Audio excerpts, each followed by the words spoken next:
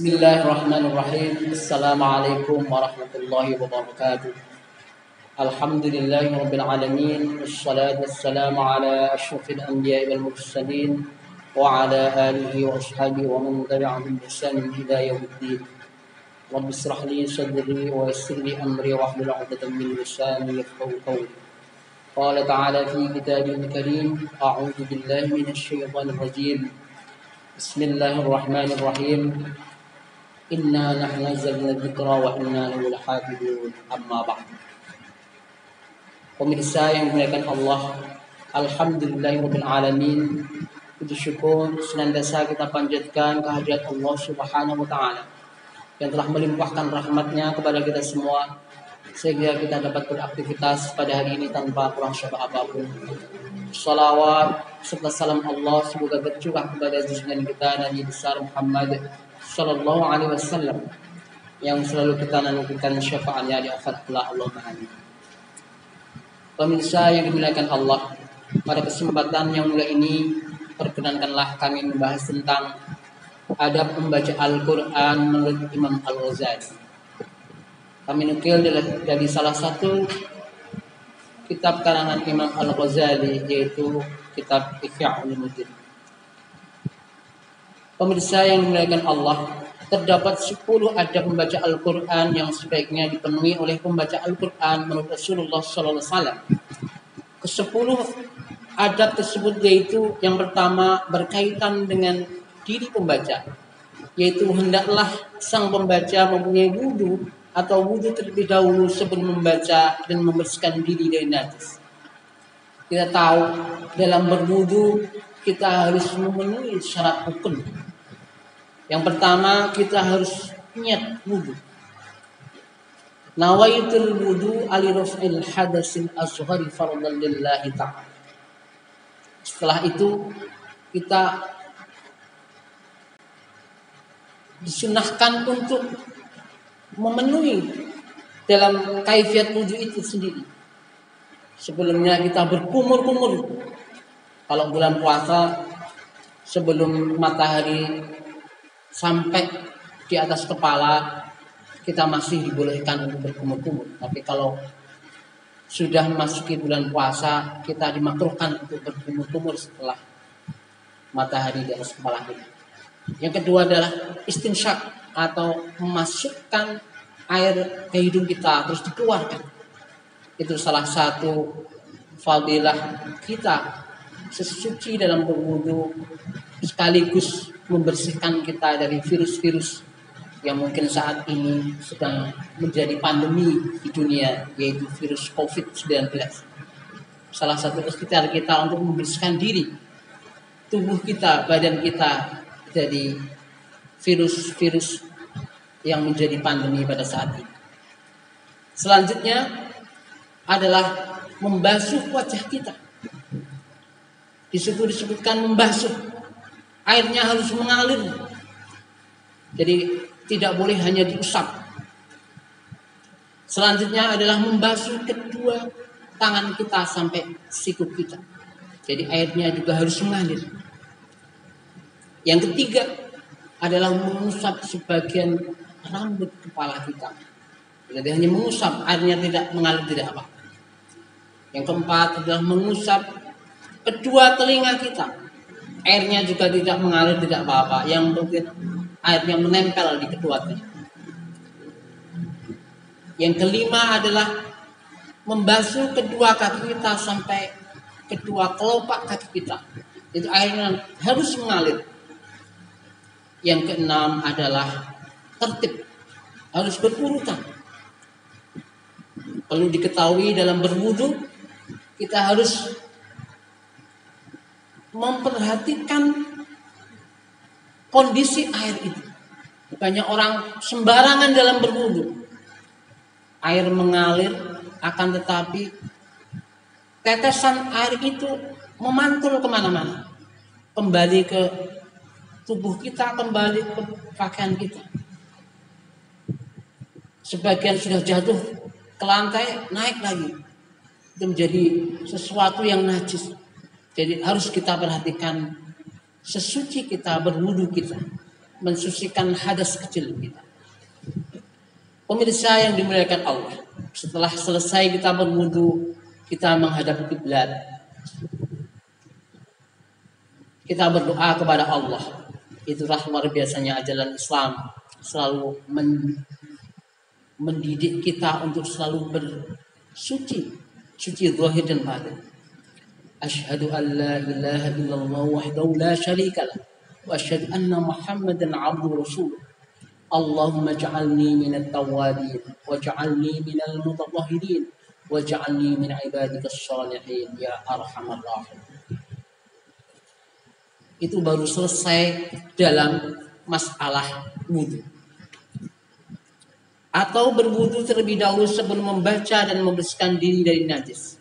Selain itu ketika membaca hendaklah menghadap kiblat dengan tanpa melihatkan sikap angkuh, duduk dengan tenang dan kepala menunduk. Adapun membaca Al-Quran yang paling utama adalah saat melakukan sholat. Sayyidina Ali karamallahu wajhah pernah berkata, siapa saja yang membaca satu bagian dari Al-Quran pada saat berdiri dalam sholat, maka akan ditulis untuknya pahala 100 kebaikan untuk setiap huruf yang dibaca. Bayangkan saja, kita sekarang dipaksa oleh keadaan. Seorang ayah atau kepala rumah tangga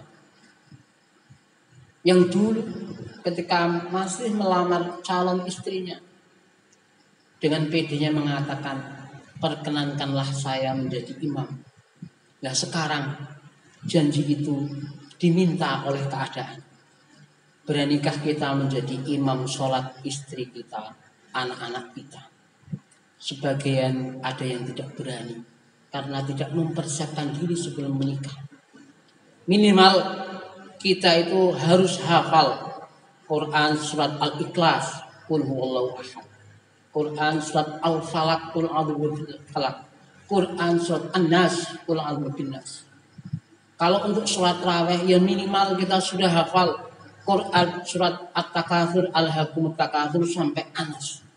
Alhaakumut Takatsur wal 'ashri wailul likulli humazatil lumazah li'ila fi Quraisy.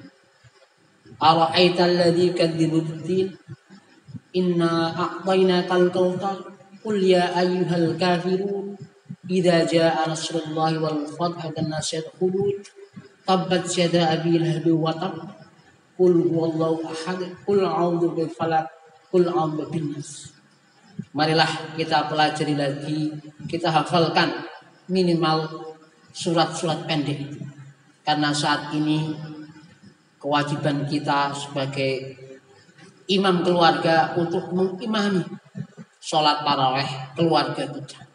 Di saat pandemi ini, pemerintah lewat surat edarannya mulai dari provinsi, Kementerian Agama, bahkan Bupati menganjurkan untuk daerah-daerah yang sudah zona merah dianjurkan untuk beribadah di rumah saja. Kita putus rantai penyebaran COVID itu. Lebih utama kita beribadah di rumah saja. Untuk yang di masjid, kalau terpaksa sekali, minimal hanya lingkungan sekitar saja. Tidak berkerumun. Itu pun harus dengan aturan-aturan yang telah ditentukan oleh negara dan Departemen Kesehatan. Harus berjarak, distancing dan sebagainya. Pemirsa yang dimuliakan Allah. Dan siapa saja yang baca Al-Quran sambil duduk setelah melaksanakan sholat, maka baginya kebaikan 50 kali untuk setiap hurufnya. Luar biasa. Bagaimana kalau di bulan Ramadan ini kita penuhi hari-hari kita untuk membaca Al-Quran. Karena Al-Quran itu jelas-jelas yang akan menjadi syafi'an di yaumil qiyamah, akan memberi syafaat di hari kiamat. Dan siapa saja yang baca Al-Quran di luar sholat dalam keadaan mempunyai wudu, maka baginya 25 kebaikan untuk setiap hurufnya. Dan apabila membaca Al-Quran dengan tanpa mempunyai wudhu, maka baginya 10 kebaikan pada setiap huruf yang dibaca. Pemirsa yang dimuliakan Allah. Yang kedua, berkaitan dengan jumlah atau kuantitas Al-Quran yang dibaca. Setiap kita mempunyai kebiasaan yang berbeda-beda dalam membaca Al-Quran. Ada yang mampu membaca dan menghatamkannya dalam waktu 1 hari 1 malam. Ada pula yang menghatamkannya dalam waktu 3 hari. Ada pula yang menghatamkannya dalam waktu 1 minggu. Dan ada pula dalam waktu 1 bulan. Namun ketentuan yang sebaiknya diikuti oleh kaum muslimin adalah sebagaimana hadis Rasulullah SAW. Man qara'al Qur'ana fi aqalli min 3 lam yamham. Siapa saja yang berusaha untuk menghatamkan bacaan Al-Quran dalam waktu kurang dari 3 hari, sungguh ia tak sanggup memahami pesan yang terkandung di dalamnya. Pemirsa yang dimuliakan Allah, ketika Sayyidah Aisyah radhiyallahu anha mendengar orang baca Al-Quran terburu-buru dan mendapatnya banyak kesalahan, beliau mengatakan ia tidak membaca Al-Quran dan Al-Quran tidak membekas dalam rumusan batin. Marilah kita biasa membaca Al-Quran dengan tartil. Dalam Quran surat Al-Muzammil juz 29 disebutkan waratil Qur'ana tartila. Kita diperintahkan untuk membaca Al-Quran dengan tartil. Karena dengan tartil kita pun akan tenang dan senang membacanya. Pendengarnya pun akan tenang dan senang membacanya. Dan akan membekas dalam hati kita. Pemirsa yang dimuliakan Allah. Para sahabat yang baca Al-Quran yang khatam 1 minggu sekali adalah sahabat Abdullah bin Umar. Adalah putra Umar bin Khattab. Yang kedua sahabat Utsman bin Affan. Yang ketiga sahabat Zaid bin Sabit yang terkenal sebagai penulis Al-Quran. Penulis mushaf Al-Quran dan pengumpul Al-Quran. Selanjutnya sahabat Ibnu Mas'ud. Dan selanjutnya adalah sahabat Ubay bin Ka'ab radhiyallahu. Sahabat Ubay bin Ka'ab terkenal sebagai sahabat yang ditunjuk menjadi imam sholat tarawih pertama kali. Jadi sholat tarawih berjamaah di masjid secara sistematis terstruktur itu baru terjadi pada masa Khalifah Abu Bakar. Itulah bid'ah hasanah yang luar biasa yang dilestarikan sampai saat ini. Pemirsa yang dimuliakan Allah. Yang ketiga, berkaitan dengan cara pembagian Al-Quran. Pada masa generasi awal Islam, para sahabat Nabi SAW bisa menghatamkan Al-Quran dalam 1 minggu. Mereka mengumpulkan surat-surat menjadi 7 bagian. Sementara saat ini karena telah jelas pembagian Al-Quran dalam bentuk kitab, maka cukuplah kiranya membaca Al-Quran 1 juz setiap hari sehingga 1 bulan mampu menghatamkan 30 juz. Sekarang sudah sistematis, sudah ada Quran pojok ayat 1 juz itu 30 lembar. 1 juz itu ada 10 lembar. 1,5 juz itu ada 5 lembar. 1/4 juz itu ada 2,5 lembar. Jadi sangat mudah sekali saat ini kita untuk membagi sesuai dengan waktu. Bahkan di media sosial banyak terjadi perkumpulan tadarus Al-Quran untuk menghatamkan Al-Quran. One day one juz, 1 hari 1 juz. Bahkan ada yang untuk orang-orang tertentu di bulan Ramadan ini mempunyai target untuk bahkan 1 hari 10 juz. Luar biasa, marilah kita jangan sampai ketinggalan dengan mereka-mereka untuk mentadarusi Al-Quran terutama di bulan Ramadan. Pemirsa yang dimuliakan Allah. Yang keempat, berkaitan dengan penulisan Al-Quran. Berdasarkan pada tujuan awal penulisan Al-Quran adalah untuk tujuan menjelaskan dan mencegah kesalahan pembacaan pada Al-Quran itu sendiri. Maka untuk kondisi sekarang di mana Al-Quran telah ditulis dan dicetak dengan huruf yang indah, menuliskannya sebagai catatan pribadi dalam memahami maknanya dipandang sebagai amaliyah yang bernilai sunnah. Yang kelima, berkaitan dengan cara membaca Al-Quran dengan tartil dan jelas pelafalan hurufnya. Kaum muslimin dianjurkan baca Al-Quran dengan tartil, karena dengan membaca tartil merupakan hal yang sunnah. Dengan pembiasaan baca tartil, maka maksud bacaan yang dibacanya adalah mudah paham. Sahabat Ibnu Abbas radhiyallahu anhu pernah mengatakan, aku lebih suka membaca surat Al-Baqarah dan surat Al-Imran dengan tartil daripada aku membaca seluruh isi Al-Quran dengan cara terburu-buru dan dengan cepat.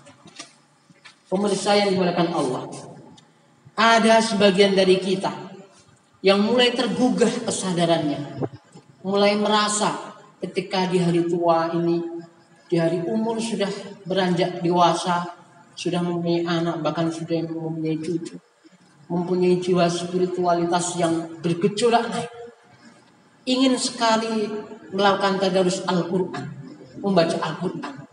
Tapi ternyata ketika masih kecil, ketika mudanya, tidak diberi kesempatan Allah untuk mempelajari. Imam Al-Ghazali menyebutkan wajib bagi seluruh muslim untuk bisa membaca Al-Quran. Marilah kita tidak usah malu-malu mendatangi para ahlul Quran, hamilul Quran, ahlul Quran, para penghafal Al-Quran, secara musyafahah, datang langsung bertemu tatap muka untuk diajari cara membaca Al-Quran yang benar sesuai dengan kaidah-kaidah ilmu tajwid. Karena Al-Quran itu diturunkan dengan tajwidnya, tidak sembarangan. Makanya kita tidak boleh belajar Al-Quran sendiri, tidak boleh menghafalkan Al-Quran sendiri tanpa guru. Karena ketika kita menghafalkan Al-Quran sendiri tanpa seorang guru yang sudah hafal Quran dan musalsal gurunya, musalsal bacaannya sampai Rasulullah SAW, guru kita adalah syaitan. Sangat berbahaya. Karena ketika kita salah membaca Al-Quran, mempelajari Al-Quran, tidak ada yang membenarkannya. Itulah banyak kita temui orang-orang yang dulunya tidak mempelajari Al-Quran secara serius, secara benar dengan orang-orang yang sudah hafal Al-Quran, secara musalsal, bersanad, bersambung sampai Rasulullah SAW. Syaratnya dapat dipertanggungjawabkan sampai Rasulullah SAW. Dengan begitu beraninya mengajarkan kepada orang-orang yang tidak bisa membaca Al-Quran. Makanya murid-muridnya pun cara membaca Al-Qurannya tidak sesuai dengan kaidah-kaidah yang sudah ditentukan sesuai dengan ilmu tajwid. Pemirsa yang dimuliakan Allah. Yang keenam, menangis saat membaca Al-Quran juga dianjurkan atau disunnahkan. Hal ini selaras dengan sabda Rasulullah SAW.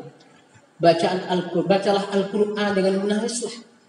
Jika kalian tidak mampu menangis, maka bersikaplah seperti orang yang pernah menangis atau terharu. Kita boleh berpura-pura menangis membaca Al-Quran. Karena banyak Al-Quran diturunkan kalau kita pelajari asbabun nuzulnya dalam kondisi kesusahan dan kesedihan. Jarang sekali Al-Quran diturunkan setelah Quran surat Al-Fatih. Idza jaa nasrullahi wal fath. Kebanyakan sebelum surat itu umat Islam masih berjuang bersusah payah saat itu. Jadi kebanyakan Al-Quran diturunkan dalam kondisi-kondisi yang penuh dengan perjuangan, penuh dengan susah payah. Yang ketujuh, memelihara dan memenuhi hak setiap ayat.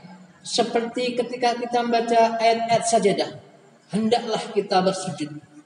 Dalam Al-Quran kita tahu ada 4 tempat ayat sajadah. Yang pertama adalah dalam Quran surat Al-Kahfi juz 15. A'udzu billahi minasyaitonir rajim. Alhamdulillahilladzi anzala 'ala 'abdil kitaba wa lam yaj'al. Dalam Al-Quran ketika kita menemukan surat sajadah, kita disunahkan untuk membaca tasbih Subhanallah walhamdulillah wa la ilaha illallah wallahu akbar. Subhanallah walhamdulillah wa la ilaha illallah wallahu akbar. Subhanallah walhamdulillah wa la ilaha illallah wallahu akbar. Wala haula wala quwwata illa billah. Pemirsa yang dimuliakan Allah, disebutkan berkata Fudail bin Iyad, barang siapa membaca akhir surat Al-Hasyr ketika pagi-pagi hari kemudian ia meninggal pada hari itu, niscaya disiapkan baginya dengan cap orang-orang syahid. Dan barang siapa membaca ketika sore hari kemudian ia meninggal pada malamnya, niscaya disiapkan baginya dengan cap orang-orang syahid. Quran surat Al-Hasyr adalah juz 28. Redaksinya A'udzu billahi minasyaitonir rajim. Law anzalna hadzal qur'ana 'ala jabalin la ra'aitahu khashi'an mutasaddian min khashyatillah wa tilkal amthalu nadribuha lin-nasi la'allahum yatafakkarun. Huwallahu alladzi la ilaha illa hu عالم الغيب والشهادة هو الرحمن الرحيم والله الذي لا إله إلا هو الملك القدوس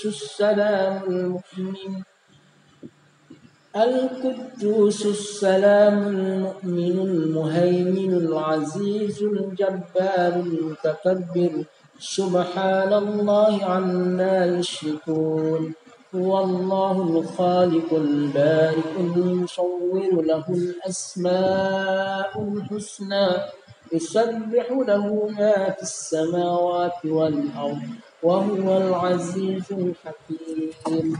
صدق الله العظيم.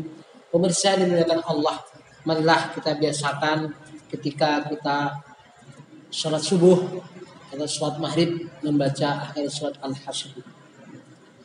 Saya sendiri pernah melihat seorang ulama setiap jamaah itu selalu membaca ayat itu, dan luar biasa, masya Allah istiqomahnya. Beliau hidupnya itu hanya radius 100 meter dari rumah, terus madrasah atau ma'had ali, terus pengimaman atau tempat ia mengimami sholat berjamaah itu sampai Insya Allah sampai akhir hayatnya selalu membaca ayat itu. Insya Allah beliau selalu istiqomah, dan insya Allah beliau termasuk orang-orang yang syahid di jalan Allah. Allahumma amin. Pemirsa yang dimuliakan Allah, berkata Al-Qasim bin Abdurrahman, aku bertanya kepada sebagian orang-orang yang kuat beribadah, tiadakah di sini seseorang yang dapat menjadi teman rapat? Lalu orang tadi mengambil al-mushaf dan meletakkan di atas pangkuannya. Saya berkata, ini, berkata sahabat Ali bin Abi Thalib, 3 perkara menambahkan pemeliharaan badan dan menghilangkan dahak, yaitu bersuci, berpuasa, dan membaca Al-Quran. Bahkan ada sebuah persaksian, ada orang yang pada masa pandemi ini diputuskan positif COVID. Setelah itu dia setiap hari membaca Al-Quran 10 juz setiap hari, terapi membaca Al-Quran. Setelah beberapa hari dia dinyatakan sembuh dari COVID. Masya Allah, itu adalah salah satu riyadhah kita untuk meningkatkan imun kita, meningkatkan kekuatan tubuh kita, kekebalan tubuh kita, sehingga kita selalu sehat walafiat di dunia. Pemirsa yang dimuliakan Allah, tentang celaan tilawah orang-orang yang lalu.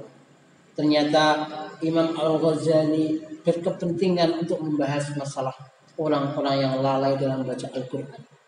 Berkata sahabat Anas bin Malik, banyaklah pembaca Al-Quran dan Al-Quran itu mengutuknya. Berkata Maisarah, yang asing itu ialah Al-Quran pada mulut orang zalim. Berkata Abu Sulaiman Ad-Darani, malaikat zabanah itu lebih cepat kepada para pembawa Al-Quran yang mendurhakai Allah Azza wa Jalla daripada penyembah berhala ketika mereka itu mendurhakai Allah sesudah membaca Al-Quran. Berkata sebagian ulama, apabila seorang anak Adam membaca Al-Quran, kemudian mencampurkannya dengan perkataan lain, kemudian kembali lalu membaca lagi, niscaya dikatakan kepadanya, mengapakah engkau begitu dengan kalamku? Berkata Ibnu Ramah, aku menyesal atas hafalanku akan Al-Quran, karena sampai kepadaku bahwa teman-teman Al-Quran itu dinyatakan tentang apa yang ditanyakan nabi-nabi daripadanya pada hari kiamat. Berkata Ibnu Mas'ud, sekialah bagi seorang pembawa Al-Quran mengenai dengan malamnya apabila manusia itu tidur, dan mengenai dengan siangnya ketika manusia itu berlebih-lebihan, dengan kesusahannya apabila manusia itu bersuka-sukaan, dengan tangisnya apabila manusia itu tertawa-tawa, dengan diamnya apabila manusia itu masuk dalam pembicaraan, dan dengan khusyuknya apabila manusia itu sombong. Dan segeralah bagi seorang pembawa Al-Quran berkeadaan tenang dan lemah lembut, dan tidak wajarlah berkeadaan tegang, pemarah, mekik-mekik, membuat keributan dan bersikap keras sebagai sabda Rasulullah SAW. Kebanyakan yang menjadi munafik dari umat ini adalah Al-Qur'annya, para ahli bacaan Al-Quran, Masya Allah. Marilah Imam Al-Ghazali pun berkesempatan membahas tentang orang-orang yang lalai dalam membaca Al-Quran. Marilah kita sebagai pengingat jangan sampai kita termasuk orang-orang yang ditulis dalam Al-Ghazali. Bersabda Rasulullah SAW, baca Al-Quran di mana ia melarang engkau dari perbuatan maksiat, maka kalau ia tidak melarang engkau dari perbuatan maksiat, niscaya tidaklah engkau membacakannya. Bersabda Rasulullah SAW, tiada berfirman dengan Al-Quran orang yang menghalalkan barang yang diharamnya. Dalam hadis disebutkan, al-halalu bayyanun wal haramu bayyan wa bainahuma amrun mushtabihat. Yang halal itu sudah jelas, nggak mungkin berubah menjadi haram. Yang haram pun yang dilarang oleh Allah itu sudah jelas dan tidak mungkin berubah menjadi halal. Wa bainahuma, dan di antara keduanya itu amrun mushtabihat, perkara-perkara yang samar, yang syubhat. Seorang raja pasti mempunyai tanah larangan. Nah, di antara tanah larangan itu ada batas, dan batas itu sebaiknya kita tidak melanggarnya. Karena kalau kita masuk ke tanah larangan dari raja itu, pasti kita akan dihukum. Sebaiknya untuk memasuki batasnya saja yang mendekati tanah larangan itu, supaya kita selamat. Itulah salah satu pengkiasan dari masalah syubhat, amrun mushtabihat. Pemirsa yang dimuliakan Allah, berkata sebagian salaf, sesungguhnya seorang hamba Allah memulai suatu surat dari Al-Quran, maka berdoa para malaikat kepadanya sampai selesai ia dari surat itu. Dan sesungguhnya seorang hamba memulai satu surat dari Al-Quran, maka para malaikat mengutukinya sampai selesai ia dari surat itu. Insya Allah. Maka ditanyakan para salaf tadi, mengapa demikian?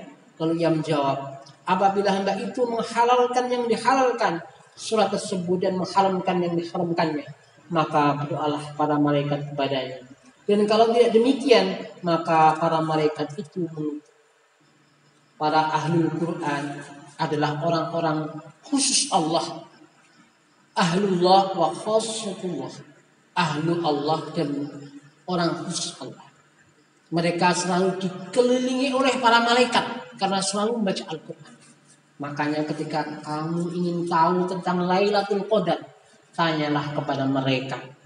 Karena Lailatul Qadar khairun min alfi syahr. Tanazzal malaikah waruh. Lailatul Qadar itu pasti datang tiap malam di bulan Ramadan. Dan di situ turun para malaikat, al-malaikah waruh, dan malaikat Jibril. Dan yang bisa menciumi, mendeteksi mereka adalah ahlul Quran. Karena ahlul Quran itu setiap hari membaca Al-Quran. Dan orang yang membaca Al-Quran dengan benar itu dikelilingi oleh malaikat. Orang yang menghatamkan Al-Quran dan doa setelah membaca Al-Quran, itu malaikat turun mengelilingi taman-taman surga di dunia itu. Khataman Al-Quran. Kadang banyak orang menyepelekan khataman Al-Quran. Padahal khataman Al-Quran itu bagi orang-orang yang mengetahui, disitulah berkumpulnya para malaikat-malaikat. Disitulah terkabulnya doa-doa. Disitulah taman-taman dunia yang disebutkan oleh Rasulullah. Disitulah berkumpulnya orang-orang yang penuh berkah. Pemirsa yang dimuliakan Allah, berkata sebagian ulama, sesungguhnya seorang hamba yang baca Al-Quran lalu mengutuk dirinya sendiri dan tidak tahu selain baca ala la'natullahi 'alal zalimin. Ketahuilah kutukan Allah itu ke atas orang-orang yang zalim dan dia zalim terhadap dirinya sendiri. Ketahuilah kutukan Allah itu ke atas orang-orang pendusta. Ala la'natullahi 'alal kadhibin. Sedang ia sebagian daripada mereka. Berkata Al-Hasan, sesungguhnya kamu membuat bacaan Al-Quran itu beberapa jarak jauh dan kamu jadikan malam itu unta, maka kamu mengendarai unta itu, lalu kamu menempuh dengan dia jarak-jarak jauhnya.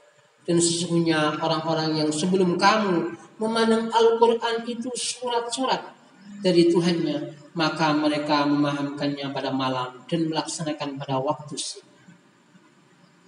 Pemirsa yang dimuliakan Allah, berkata Ibnu Mas'ud, diturunkan Al-Quran kepada mereka supaya diamalkannya. Lalu mereka membuat pelajarannya amalan. Sesungguhnya seseorang daripada kamu hendaklah membaca Al-Quran dari permulaannya, yaitu Quran surat Al-Fatihah, sampai pada kesudahannya, yaitu surat An-Nas. Ada yang dihilangkan daripadanya sesuai huruf. Sesungguhnya ia telah menghilangkan amalan dengan huruf itu. Pada hadis yang diriwayatkan oleh Ibnu Umar dan hadis yang diriwayatkan oleh Jundub radhiyallahu anhu tersebut, sesungguhnya kami telah hidup pada masa yang panjang dan seorang dari kami diberikan iman sebelum Al-Quran, maka diturunkan suatu surat kepada Muhammad SAW, lalu dipelajarinya yang halal dan yang haram, dan menyuruh dan yang melarang, serta apa yang sewajarnya ia berdiri padanya daripada surat itu. Kemudian sesungguhnya aku melihat beberapa orang yang diberikan Al-Quran kepada salah seorang daripada mereka sebelum iman, maka dibacakannya apa yang ada di antara permulaan kitab, yaitu Fatihatul Kitab, sampai pada kesudahannya khatimahnya, di mana ia tiada mengetahui apa yang menyuruhnya dan apa yang melarangnya, dan tidak mengetahui apa yang sewajarnya ia berdiri padanya daripada kitab itu. Yang dihamburkannya, yang dibacanya itu seperti menghamburkan kurma busuk. Dan tersebut dalam kitab Taurat, hai hambaku, adakah tidak engkau malu padaku? Datang kepadamu sebuah kitab dari sebagian saudaramu, dan engkau di jalan sedang berjalan, lalu engkau berpaling dari jalan itu. Saya duduk karena kitab tersebut, membacanya dan memahaminya huruf demi huruf, sehingga sedikit pun daripadanya tidak luput bagimu. Dan ini kitabku yang aku turunkan kepadamu. Lihatlah berapa banyak aku turunkan di dalamnya penjelasan bagimu, dan berapa banyak aku ulangi dalamnya kepadamu, supaya engkau perhatikan panjang dan lebar. Kemudian engkau berpaling dari kitab itu. Adakah aku ini lebih hina padamu dari sebagian saudaramu itu? Hai hambaku, duduk kepadamu sebagian saudaramu, lalu kamu terima ia dengan seluruh perhatianmu, dan engkau perhatikan segala perkataannya dengan sepenuh hatimu. Kalau ada orang lain yang berkata Allah dirintangi engkau oleh sesuatu perintang daripada mendengar perkataannya, niscaya engkau isyaratkan kepadanya supaya ia berhenti daripada berkata-kata. Dan adalah aku menghadapkan diri kepadamu dan bercakap-cakap dengan kamu, sedang kamu berpaling daripadaku dengan hatimu. Apakah engkau jadikan aku lebih hina padamu daripada sebagian saudara? Masya Allah, kalau kita berani melalaikan kitab suci kita, yaitu Al-Quran, seperti itulah gambaran kita melalaikan Allah Subhanahu wa Ta'ala. Marilah paling tidak kita setiap hari selalu membaca ayat-ayat Al-Quran. Pemirsa yang dimuliakan Allah, mengenai yang zahir dari adab tilawah, 10 perkara telah disebutkan pada bab-bab sebelumnya. Yang pertama adalah berwudu. Sudah jelas kita bersikap dalam keadaan adab dan tenang, baik berdiri dan duduk, menghadap kiblat, menundukkan kepala, tidak duduk secara melipatkan kedua telapak kaki di bawah kedua paha, tidak duduk secara tertekan, tidak duduk secara sombong, dan adalah duduk dengan sendirian itu seperti duduknya di hadapan guru, seperti duduk ketika kita setelah sujud, itulah adab kita duduk di hadapan guru. Keadaan yang paling utama ialah membaca Al-Quran di dalam sholat dengan berdiri, dan itu di dalam masjid. Maka itu amalan yang paling utama. Alladzina yadhkuruna Allah qiyaman wa qu'udan wa 'ala junubihim wa yatafakkaruna fi khalqis samawati wal ardh. Rabbana ma khalaqta hadza batila subhanaka faqina 'adzabannar. Kita diperintahkan untuk mengingat Allah ketika berdiri, ketika duduk, dan ketika berbaring. Kalau membaca Al-Quran dengan tanpa wudu dan dia sedang berbaring di atas tikar, maka baginya keutamaan juga, tapi kurang dari yang tadi. Pemirsa yang dimuliakan Allah, sahabat Ali berkata, barang siapa membaca Al-Quran di mana ia berdiri dalam sholat, niscaya adalah baginya dengan tiap-tiap huruf itu 100 bajikan. Dan barang siapa membacanya di mana ia duduk dalam sholat, maka baginya dengan tiap-tiap huruf itu 50 kebajikan. Dan barang siapa membacanya di luar sholat sedang ia berwudu, maka 25 kebajikan. Dan barang siapa membaca tanpa wudu, maka 10 kebajikan. Dan apa yang dilaksanakan dengan mengerjakan ibadah pada malam hari, maka itu adalah yang utama, karena lebih mencamkan bagi hati. Berkata Abu Adzar Al-Ghifari radhiyallahu anhu bahwa banyaknya sujud pada siang hari dan lamanya bangun mengerjakan ibadah pada malam hari adalah lebih utama, yaitu lebih afdal. Kedua, tentang jumlah pembacaan. Bagi para qurra atau pembaca Al-Quran, berbagai macam adat kebiasaan tentang memperbanyak dan meningkatkan pembacaan. Sebagian mereka ada yang memudahkan menghatamkannya sehari semalam sekali. Kita tahu, pernah mendengar asar bahwa Imam Syafi'i itu menghatamkan Al-Quran pada bulan Ramadan itu 60 kali khatam di dalam sholat. Jadi setiap sholat tarawih beliau menghatamkan 2 kali khatam. Insyaallah. Apakah ada yang mampu saat ini? Seorang ulama dari Banten itu setiap malam menghatamkan 1 kali khatam, jadi 30 kali. Itu tidak ada yang mampu menjadi makmumnya kecuali istrinya sendiri. Kita paling banter hanya membaca Al-Hakumut sampai Anas.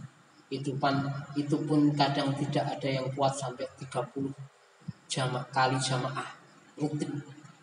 Begitu jauhnya amalan kita dengan para ulama, para sahabat. Masya Allah, mereka begitu mencintai Al-Quran. Setiap malam tatajafa junubuhum 'anil madaji, perutnya itu jauh dari tempat berbaringnya, selalu mengingat Allah, membaca Al-Quran, bersujud, berzikir kepada Allah di malam harinya. Marilah kita biasakan diri kita untuk mengingat Allah Subhanahu wa ta'ala. Terutama di bulan Ramadan ini, marilah kita isi ibadah di rumah kita dengan bacaan-bacaan Al-Quran, terutama di dalam sholat-sholat kita. Pemirsa yang dimuliakan Allah, disebutkan man qara al-Qur'ani fa aqalli min salatin lam yafham. Barang siapa membaca Al-Quran kurang dari 3 kali, niscaya ia tidak memahami Al-Quran. Jadi sebaiknya kita menghatamkan Al-Quran itu lebih dari 3 hari. Karena kalau kita hanya bercepat-cepat, muqaddaman, bercepat-cepat membaca Al-Quran, ya kita hanya seperti terlintas saja, kurang membekas dalam hati kita.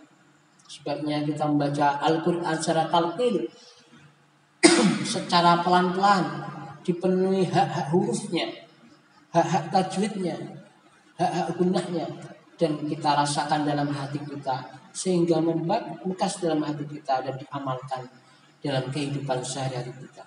Jangan sampai Al-Quran itu melaknati diri kita. Pemirsa yang dimuliakan Allah,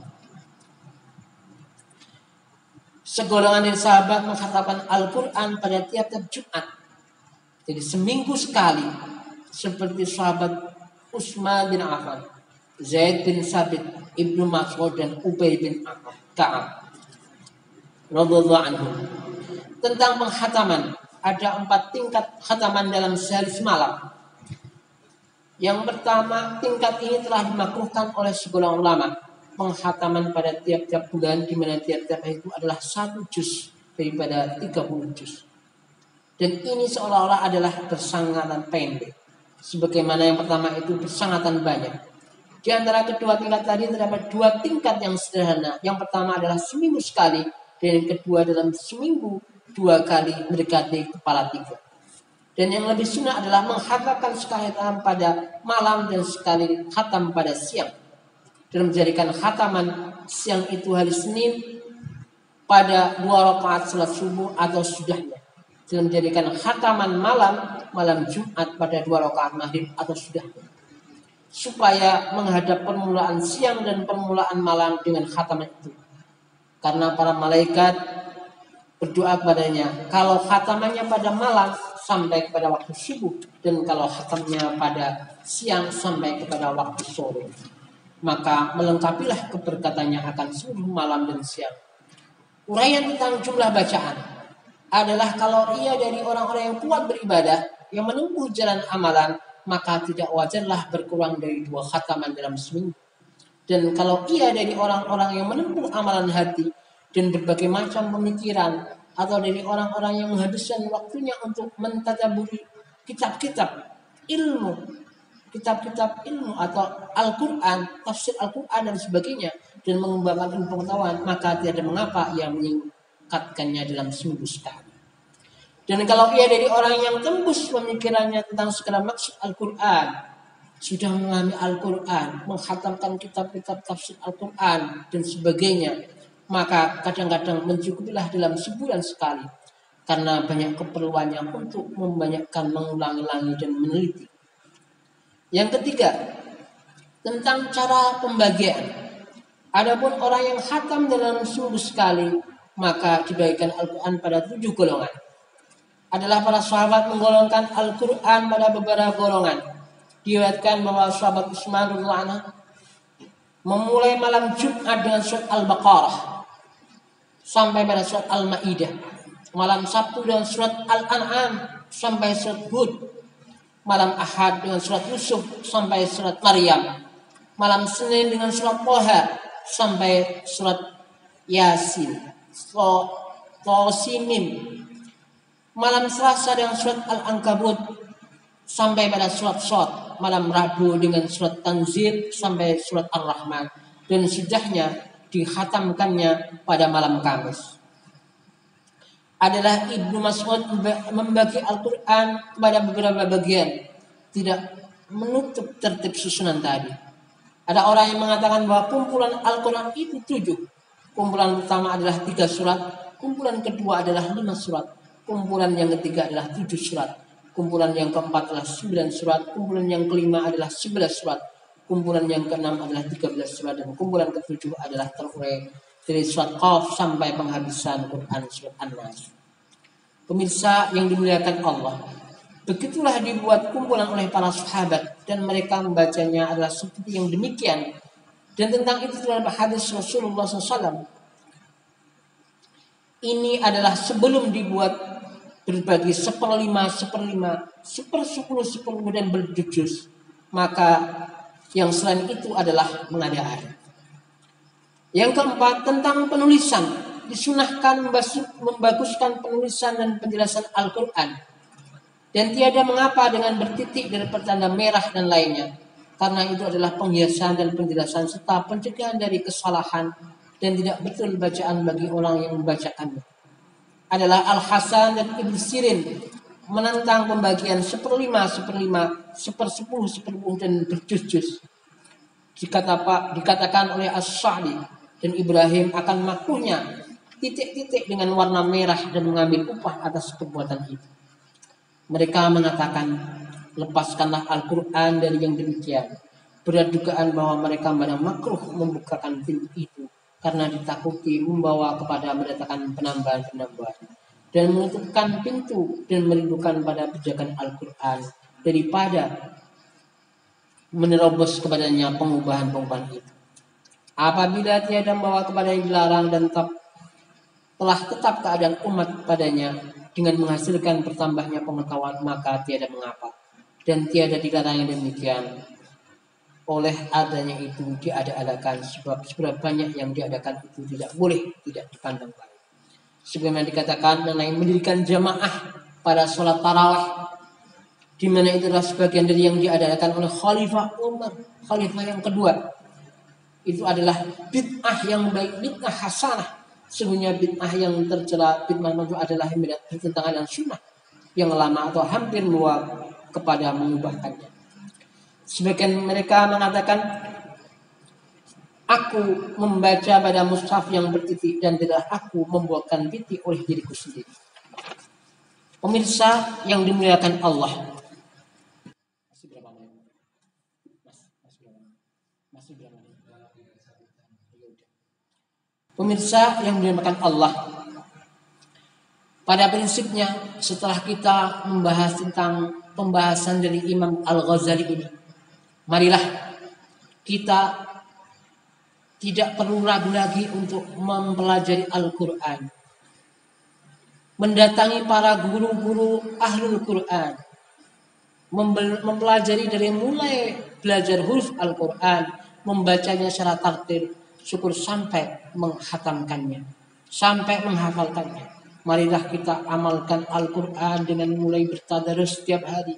Setelah itu dipelajari artinya, dipelajari tafsirnya, hukum-hukumnya. Setelah itu diamalkan dalam kehidupan sehari-hari kita. Sehingga kita termasuk orang yang ahlul Quran, orang-orang yang mendapat syafaat Al-Quran di dunia ini dan di akhirat kelak. Semoga ada manfaatnya. Hadanallahu wa iyyakum wastaghfiruh. Innallaha ghafurur rahim. Wal 'afwu minkum. Wassalamualaikum warahmatullahi wabarakatuh.